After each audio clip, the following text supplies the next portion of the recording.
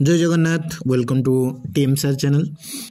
तेज चलतु डिस्कसन करवा 20,000 कनिष्ठ शिक्षक नियुक्ति आमको नियुक्ति पर्व में सामिल करंतु अनुरोध करछंती जो आपनकर मेरिटियस सिलेक्टेड कैंडिडेट माने 1 year is already pass to declare the 20,000 post by honourable CM Naveen Patnaik ji. Please speed up the process of joining of JTS recruitment. जो जेटीएस रिक्रूटमेंट प्रोसेस चली तार जो जॉइनिंग प्रक्रिया को अपन स्पीड अप करने आपण माननीय मुख्यमंत्री को अनुरोध करछंती जे 1 वर्ष रु ऊर्ध्व है तो आम मानक नियुक्ति पर्व में सामिल करंतु यह रही अनुरोध। जो रहिले आपनकर मेरिटियस सिलेक्टेड कैंडिडेट जो मैंने भी आपनकर डाउट मेरिट लिस्ट अच्छी से मैंने रिक्वेस्ट करछंती नवीन पटनायक को जे आमान को मध्य आमर जो रही आशा एवं जो रही आकांक्षा मध्य पूरण करा जाऊ आमको नियुक्ति पर्व में सामिल करा जाऊ। ऑलरेडी आपनकर 1 वर्ष रु ऊर्ध्व है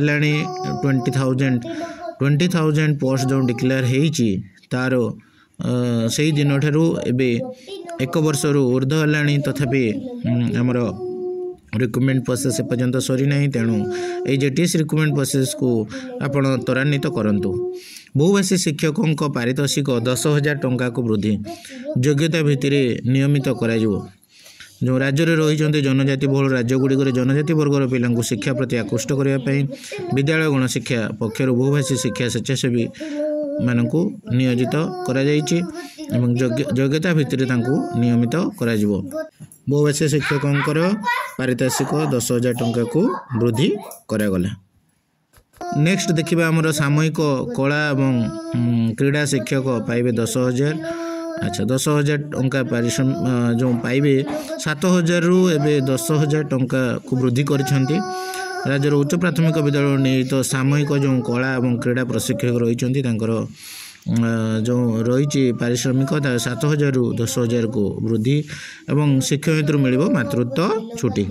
नेक्स्ट देखिए 15 रु आम मार्च 15 रु प्रथम रु अष्टम पिलांकर परीक्षा राज्यर समस्त सरकारी एवं सरकारी अनुदान प्राप्त विद्यालय प्रथम रु अष्टम श्रेणी पिलांक वार्षिक परीक्षा बा समेटिव असेसमेंट 2 आसंता 15 तारिख रु आरंभ हो। ये जो मार्च मास 15 तारिख रु आरंभ हो आपनकर लिखित परीक्षा 20 तारिख पर्यंत चलिबो। ए रही एबेकार अपडेट एवं देखंतु कप्तिपदा एनएससी दाबी नहीं मुख्यमंत्री उद्देश्य दाबीपत्र एनएससी मान्यता नहीं कप्तिपदा अंचल बुद्धिजीवी मैंने एक दाबीपत्र मुख्यमंत्री उद्देश्य देइचंती एवं दिया जाइछि। वाणिज्यिक पेंठस्थल भाव उक्त अंचल बेस परिचित कप्तिपदार 2टी महाविद्यालय डाक्तरखाना ब्लॉक तहसील उपनिबंधक कार्यालय वन्यांचल कार्यालय दमकल केन्द्र थाना विभिन्न कार्यालय सहित पर्यटन क्षेत्र रही।